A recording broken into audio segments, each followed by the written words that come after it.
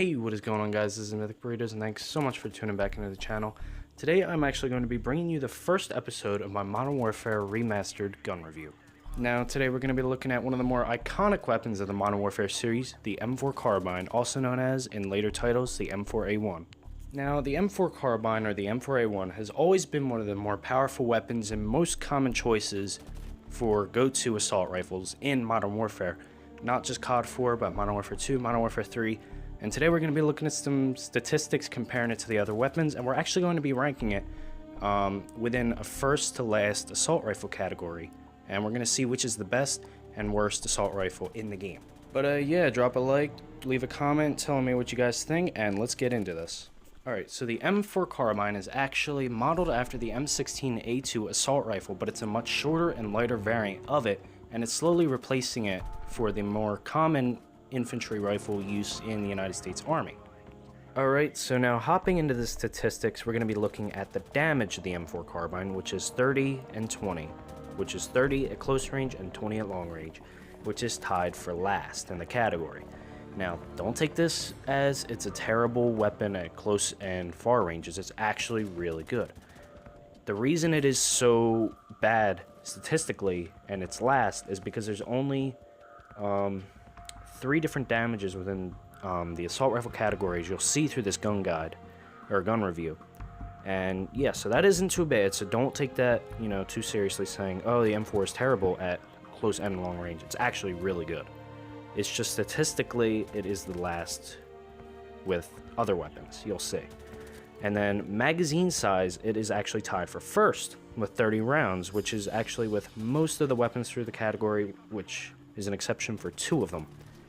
And you'll see that later on. And the unlock level is tied at 3rd at level 10, which is not bad at all. It's actually really early on, but you'll see there's other weapons that actually come very early on, even earlier than the M4. I'm sure all of you guys know at least one of them, and you'll see where that's placed later in the series.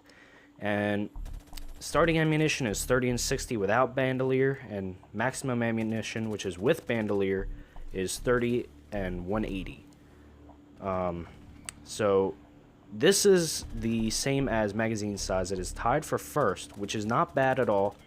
And with starting ammunition without bandolier, it's really not that good, so you want to try to your best to get the maximum ammunition with bandolier. And yeah, definitely try for that because it's going to help you a lot in the long run. Now moving down to reload times, it's actually split into 2 different rankings, one with loaded and one with unloaded. Loaded meaning there's still ammo in the mag, but you're going to reload. Unloaded meaning there's no rounds left and you're reloading. So for loaded, it is 2.03 seconds, which ranks it 2nd in the category. And unloaded is 2.36 seconds, which ranks it 1st in the category by the tiniest margin you'll see later in the series.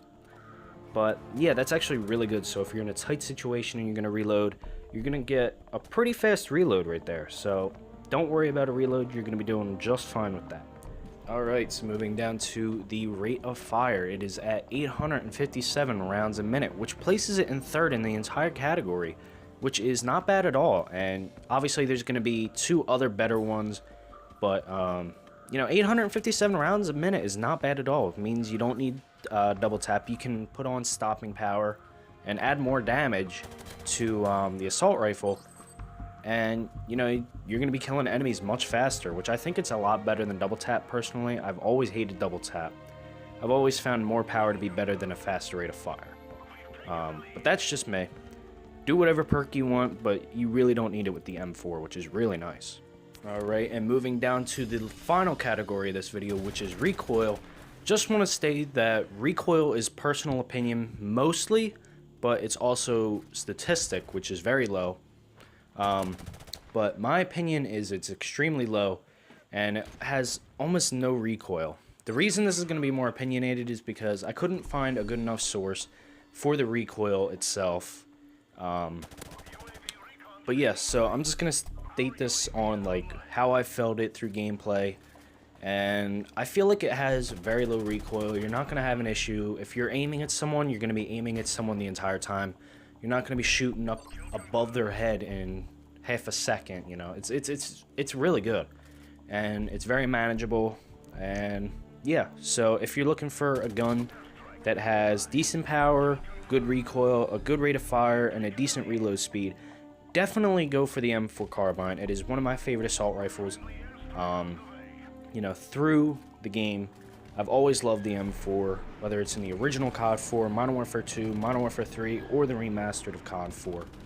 I've always loved the M4 Carbine. It's amazing. It's so fun to use. It's a very powerful weapon. Now, where does this weapon rank through the assault rifle category? It ranks third, in my opinion. Based on all the stats, in my opinion, on the weapon, I think it is a very good weapon to use, but it is going to place third throughout the category, which is in the higher end of the category. So definitely give it a try if you haven't used the M4. I don't know who hasn't, but if you want a good rifle and you don't have to wait, you know, to like the 40s or 30s or anything, definitely go for the M4. It is very reliable, very manageable, and it is a lot of fun to use personally. Plus, it's a classic.